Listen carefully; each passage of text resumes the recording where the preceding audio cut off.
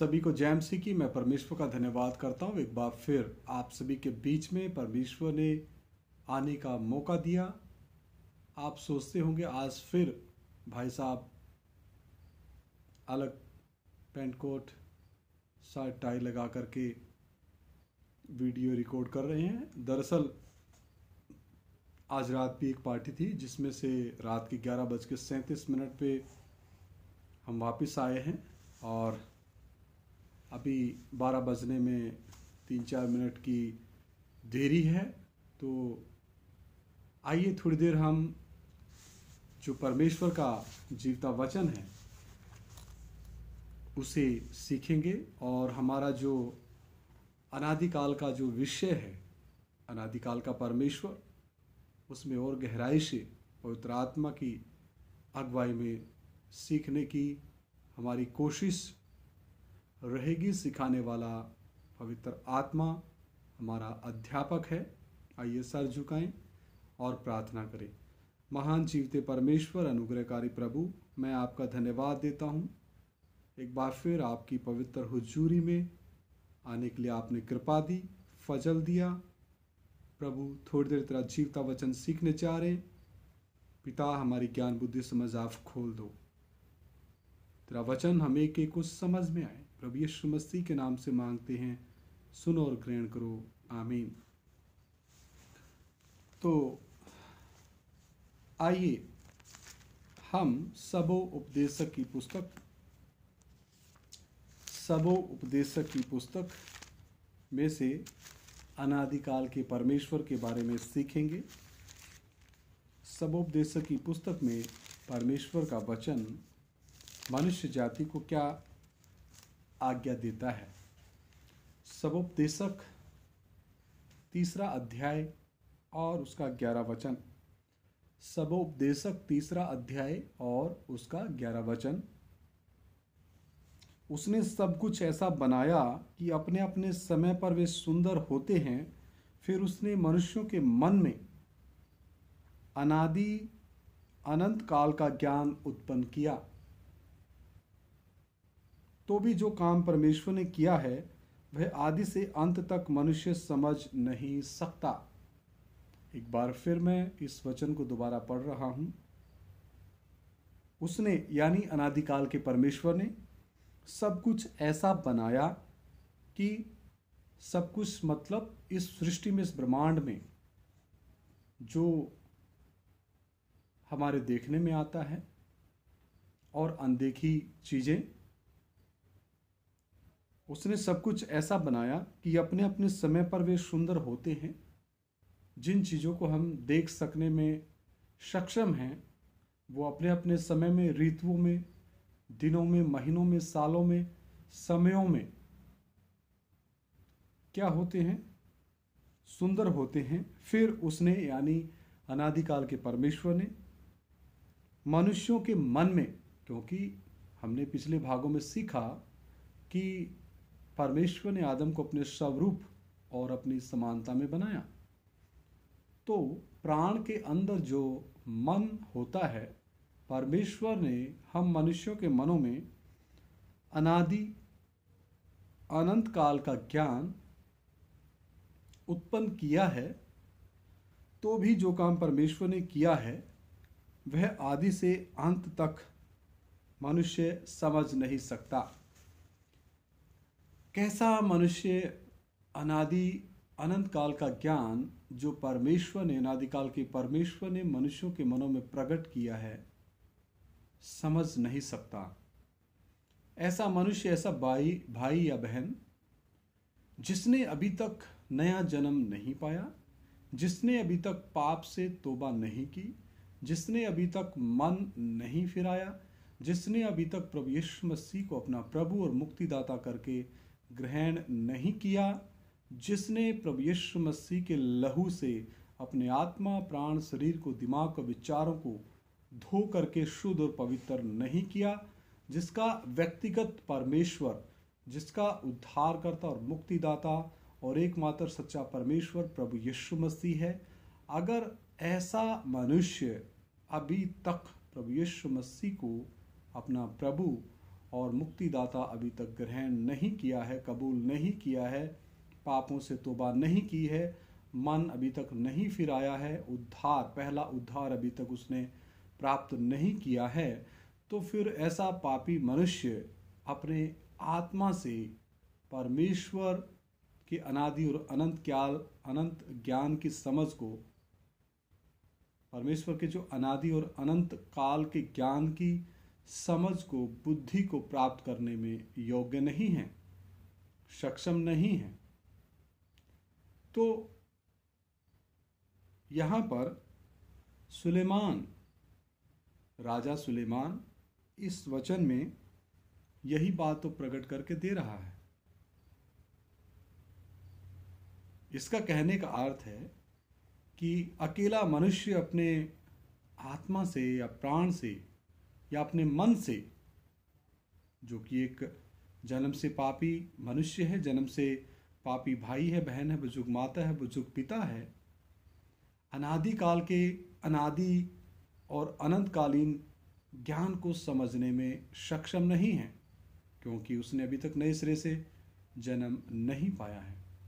तो मेरे प्रिय भाइयों बहनों, यदि हमने अनादिकाल के परमेश्वर को जानना है और उसके साथ अपना व्यक्तिगत रिश्ता कायम करना है, तो सबसे पहले अपने पापों से हमने पश्चाताप करना है, मन फिराना है और प्रभु यीशु मसीह को अपना प्रभु और मुक्तिदाता करके मुंह से अंगीकार करना है और हृदय और मन से उसको मानना है, ग्रहण करना है कि सचमुच प्रभु यीशु मसीह ही मेरे पाप और श्रापों के लिए क्रूस पे बलिदान हुए, तीसरे दिन मुर्दों में से जी उठे, और वो ही मसीह हैं और वो ही प्रभु परमेश्वर है, एकमात्र सच्चे परमेश्वर है। इस रीति से एक मनुष्य, भाई या बहन जब करता है, उसके पश्चात उसको उद्धार की प्राप्ति होती है और वो परमेश्वर के अनंत ज्ञान की वादियों में आगे बढ़ता जाता है, और फिर उसकी मदद करने के लिए पवित्र आत्मा हमेशा उसके साथ है। आगे हम देखते हैं सबोपदेशक 3 अध्याय 14 और 17 वचन पढ़ के हम प्रार्थना करेंगे। मैं जानता हूं कि जो कुछ परमेश्वर करता है वह सदा स्थिर रहेगा। क्या रहेगा?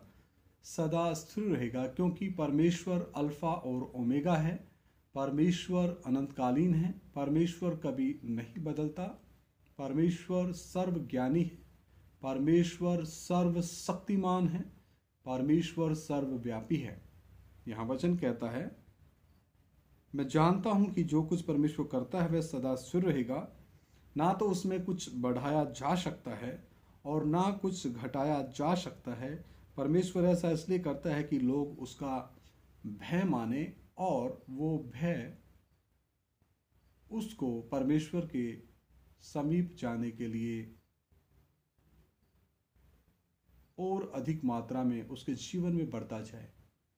ऐसा भय परमेश्वर को आदर देते हुए होने पाए, और ऐसा भय परमेश्वर का, पिता पुत्र पवित्र आत्मा का आज्ञाकारी बनने में एक भाई या बहन को और आगे बढ़ाए। 17 वचन, मैंने मन में कहा, परमेश्वर धर्मी और दुष्ट दोनों का न्याय करेगा, क्योंकि उसके यहाँ एक एक विषय और एक एक काम का समय है। मैंने मन में कहा, परमेश्वर धर्मी, अनादिकाल का परमेश्वर क्या है? धर्मी है, और दुष्ट दोनों का न्याय करेगा। धर्मी परमेश्वर उन धर्मी लोगों का जितनों ने प्रभु यीशु मसीह को अपना प्रभु और मुक्तिदाता करके ग्रहण किया है उनका, और जितनों ने प्रभु यीशु मसीह का इनकार किया है उनका क्या करेगा? न्याय करेगा, क्योंकि उसके यहाँ यानी अनादिकाल के परमेश्वर के यहाँ एक एक विषय और एक एक काम का समय है। हालेलुया। तो मेरे प्रिय भाइयों बहनों, परमेश्वर का वचन कितना स्पष्ट है कि हम अनादिकाल के परमेश्वर के बारे में जानने में अपना समय लगाएं, अपना सारे प्राण, सारे मन, सारे आत्मा से उस परमेश्वर की खोज में दिन प्रतिदिन आगे बढ़ें, और विश्वास के द्वारा अनुग्रह ही से हम उद्धार की प्राप्ति करें। जितनों ने अभी तक प्रभु यीशु मसीह को अपने जीवन में अपना मसीहा, अपना उद्धारकर्ता, अपना व्यक्तिगत प्रभु करके, परमेश्वर करके ग्रहण नहीं किया है, वो जल्द से जल्द प्रभु यीशु मसीह को अपना प्रभु और उद्धारकर्ता और मुक्तिदाता करके ग्रहण करें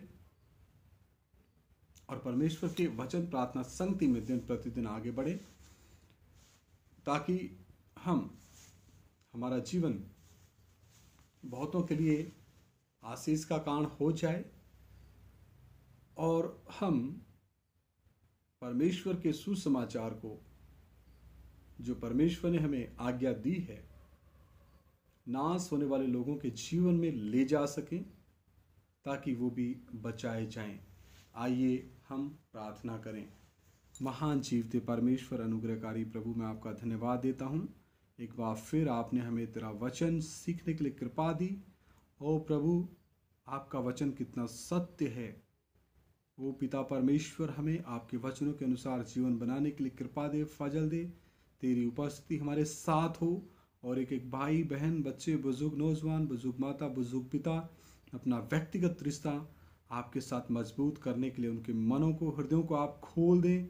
वो मुक्ति पाएं, अपने पापों से मन फिराएं, पश्चाताप करें और प्रभु यीशु मसीह को अपने जीवन में पहला स्थान दें। पिता, जो भी भाई बहन, बच्चे, बुजुर्ग, नौजवान, बुजुर्ग माता, बुजुर्ग पिता इन वचनों को सुने, पवित्र आत्मा आप एक एक से बात करें और एक एक हृदयों को कायल करें। सारा आदर महिमा जलाल तेरे नाम को देते हुए ये प्रार्थना हमारे उद्धार के कर्ता प्रभु यीशु मसीह के सामर्थी और पवित्र नाम से मांगते, सुनो और ग्रहण करो। आमीन। मैं आप सभी से प्रेम करता हूँ क्योंकि परमेश्वर प्रेम है और परमेश्वर ने हमें ये प्रेम सौंपा है कि हम इस पृथ्वी पर सभी मनुष्यों से प्रेम रखें, केवल विश्वासी भाई बहनों से ही नहीं बल्कि उनसे भी जो हमें सताते हैं, जो हमें दुख देते हैं, कष्ट देते हैं। इस कारण कि प्रभु यीशु मसीह हमारा प्रभु, मुक्तिदाता और उद्धारकर्ता और एकमात्र सच्चा परमेश्वर है। और इसी प्रेम की निशानी है कि वचन कहता है, प्रेरित पौलुस तीमुथियुस को क्या बोलता है, एक वचन वो भी हम पढ़ देते हैं। प्रेरित पौलुस तीमुथियुस को एक वचन कहता है, वो वचन पढ़ के हम उस वचन के ऊपर मनन अपने अपने जीवनों में करें।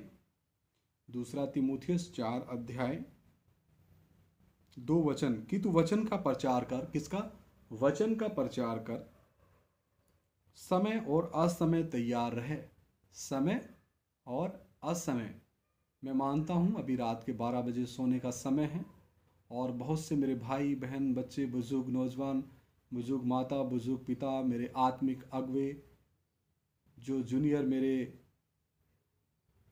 विश्वासी भाई बहन हैं और मेरे सीनियर 5 प्रकार के सेवक, एल्डर डीकन्स, मेरे आदर के योग्य सभी प्रभु की सेवा में सहयोग देने वाले मेरे अगुवे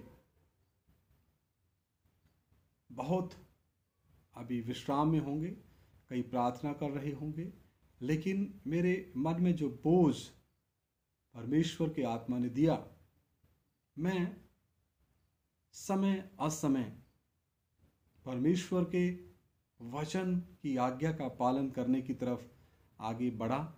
और प्रेरित पौलुस यही तो तीमुथियुस को सिखा रहा है।